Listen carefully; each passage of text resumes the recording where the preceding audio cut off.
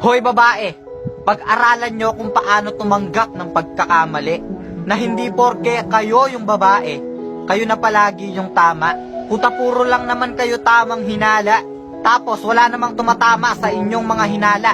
Kaya pumapasok sa isip namin ang salitang pagsasawa. Tapos sasabihin mo kung mahal mo, hindi mo pagsasawaan. Putang ina, pagod na kaming masaktan. Kami yung nagsusori kahit kayo yung may kasalanan. Kapag kayong mga babae may kausap na lalaki, kaibigan. Pero kapag kaming mga lalaki may kausap na kaibigang babae, puta kabit. Tapos kayo pa yung galit.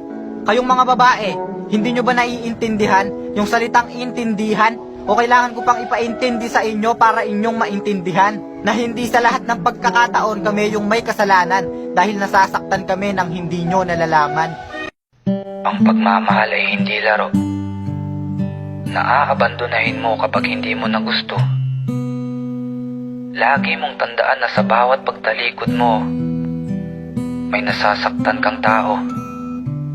Madali lang manakit. Pero isipin mo rin yung mararamdaman ng taong sasaktan mo. Bakit naman, sir? Maisip mo na lang. Gusto mo lang naman silang mapasaya. Pero bakit ikaw hindi mo magawa sa sarili mo yun? Ano bang ginawa natin para maging ganito tayo? Maramdaman na hindi tayo worthy.